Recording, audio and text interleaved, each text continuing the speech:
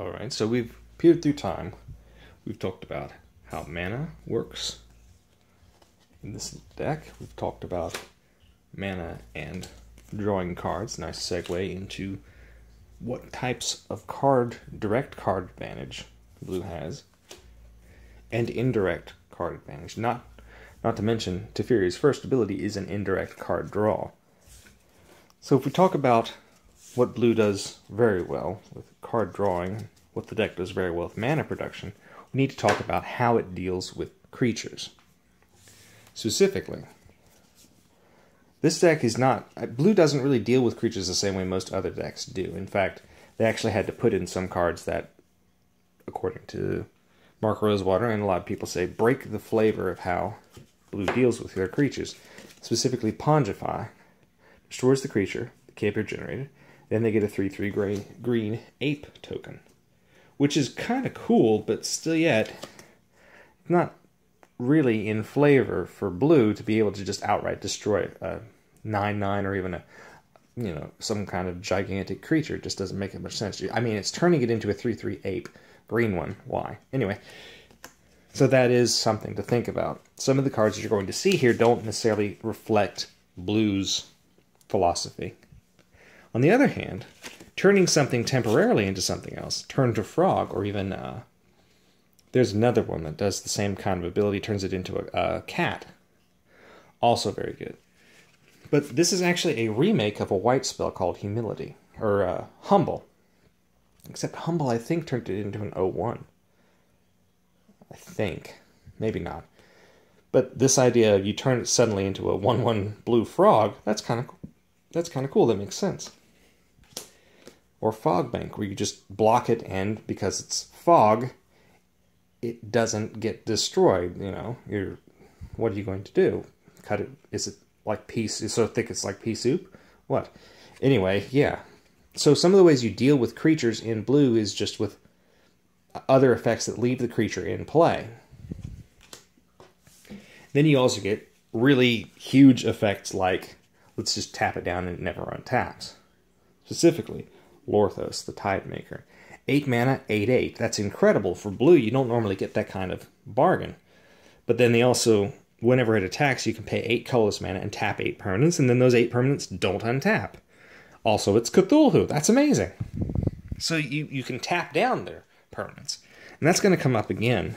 You have things like Frost Titan can do that. A lot of different Frost blue creatures can do that type of thing, like Frost Lynx and things like that.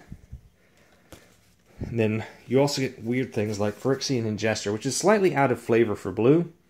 Exiles a target non-token creature, gets +X for the power, +Y for the toughness. And it's added onto this, being 3/3 for 7. That's not that great. But why this is an interesting thing, I have to point this out. If the target gets destroyed or removed before this can remove it, it doesn't get to exile the card and it doesn't get the +X +Y. The other thing is, if you target their commander and you try to exile it, they can choose to put it back into the command zone. That changes how useful this is. So it doesn't necessarily... Well, plus these are the Planeswalker commanders, so it's not necessarily going to be able to target them anyway. But still, yeah, 7 mana, 3/3, becomes huge, doesn't get any special abilities of the card, but it gets the power and toughness added onto it. That is still pretty cool. So you have cards that tap things down, cards that general counter spell, counter target spell to draw a card. That is technically a card drawing card. It kind of Venn diagrams from one into the next. Same as exclude, but this is a creature removal because you counter a creature spell. The nice thing about commander is they have a creature, at least one. So you can target their commander when they try to cast it, and then you get to draw a card. So that's kind of worthwhile. Then other times you get things like gaining control of their creature, perhaps temporarily, like Domineering Will. In this case, you can gain control of another player's creature's block and then kill the creature by blocking with it, kill a bunch of creatures by blocking one big creature with it, possibly even take out the attacking creature as well. Or you can even give somebody else your own creatures, but why would you do that? You might slide them a Fog Bank. Who knows? But yeah, this is another way that blue kind of gets to kill off a creature. The other way to do this way back when was Ray of Command. It was 3 and 1 blue, same as this. You could untap a creature, give it haste, and then you had it until end of turn. So you could attack with it on your own turn. This, because it's up to 3 target creatures, doesn't give them haste, so you can't immediately attack with them. But it's a really good card. Also, Crab. Apparently the Crab is the one in control of these 3 creatures. That's pretty cool. Then sometimes you gain control of it by getting it killed.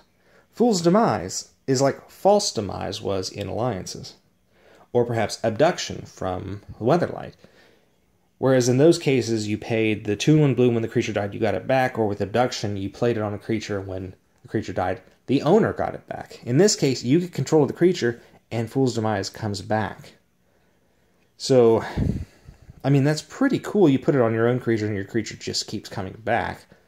Or you put it on your opponent's big creature just before somebody else casts a Wrath of God, like you know they're going to do it. You get their creature, and then you get this back to put this back on their creature that you control, or however you want to do it. So it's kind of a creature removal. The only thing is, you don't get it just by having this on it. You don't gain control of it for 4 and 1 blue. The creature has to die first. So it's not like Control Magic or Mind Control, or even Binding Grasp from Ice Age. Then you have the idea that if you can't really kill it, you can't take control of it, well, make it as useless as possible. Similar to the, Turn to Frog, this turns them all into 2/2 non-token creatures. It morphs them for you. Because in the game, whenever you have a face-down card, it's automatically a 2/2 creature. At least when it's a permanent and playing it's face-down. If it's something you cast, and you know what I mean. So this actually works with other morph creatures that you have in the deck.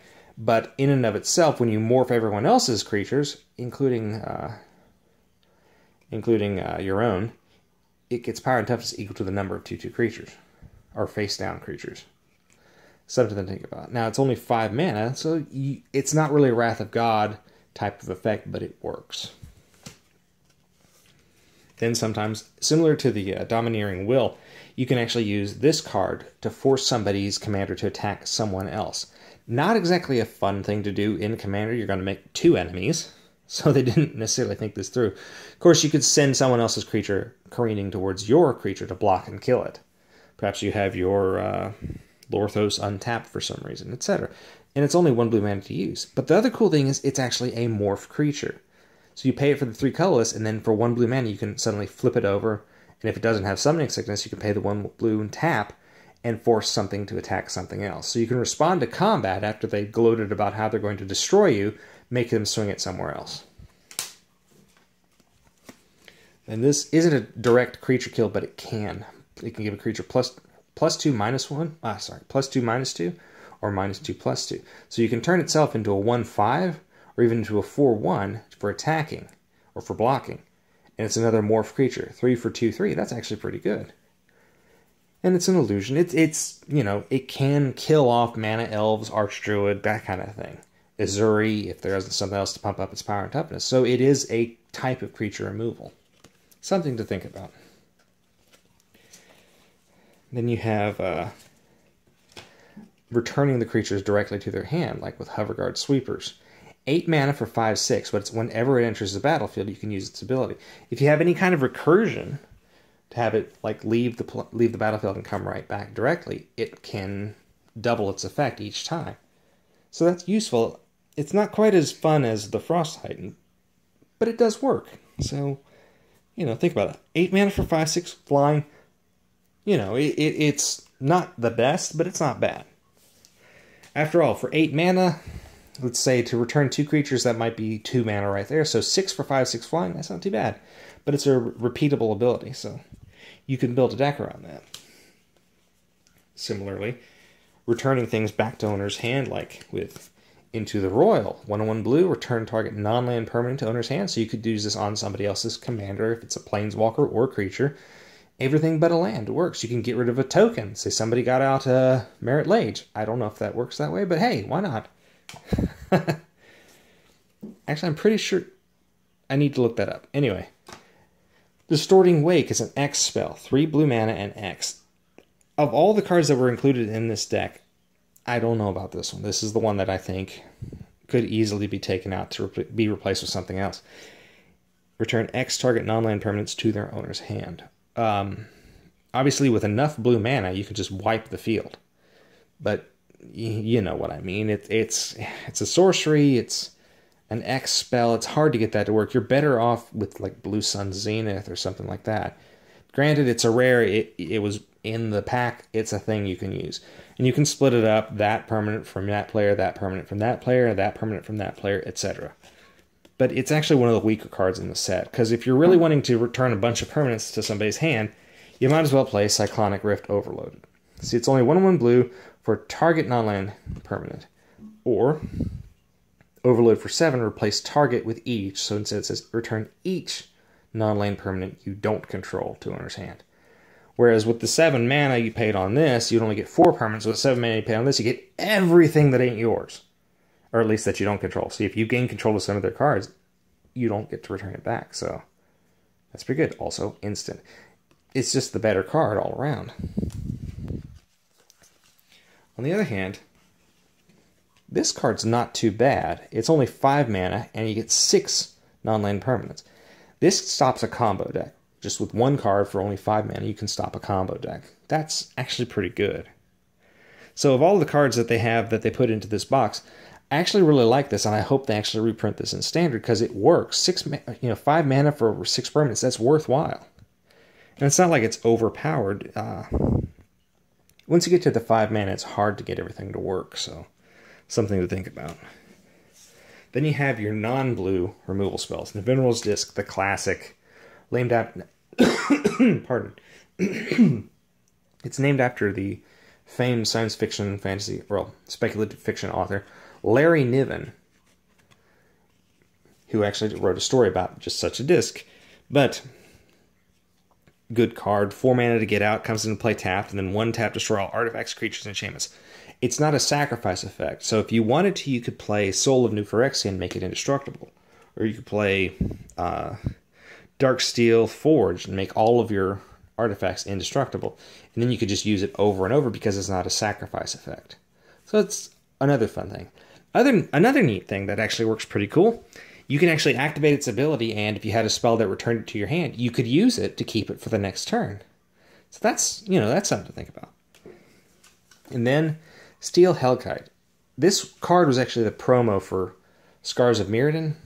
It's a really, really good card. Wait, was it Scars of Mirrodin or was it Mirrodin Besieged? But either case, this is just such a good card. Its effect is that it's a 5/5 flyer for 6 mana in an artifact that's incredible. Normally you'd spend something like 16 mana or 15 mana. At the very least, you'd be spending something like 10 mana just to have a 5/5 flyer. Way back in the day. This one, you can even pay 2 mana to pump it up, or its second ability is what makes it most powerful. X, and destroy each non-land permanent with a converted mana cost X, whose controller was dealt combat damage by Steel Hellkite. And you can activate it only once per turn. So you swing out with it unblocked, and then, let's say you want to get rid of their Planeswalker, whatever its converted mana cost is, you do it. But if you want to get rid of their tokens, you activate it for 0. It destroys every non-land permanent with converted mana cost 0. And that's incredible. You can get rid of around token decks. Just, it's a ubiquitous card because any deck can play it. And they're really common. They're not really common, but they're dirt cheap. It's just a good card to play. 5/5 flying for 6. Come on. Even if it's an artifact and shatter, it's still just a really good card. So these are the kind of things that you can deal with in this blue deck. You can just take care of things. Sometimes it's something really broken. Sometimes it's something that's really fair. And other times you're just kind of buying yourself a little bit of time. And then sometimes it just makes sense. So, just look at all the things you can take care of with these cards.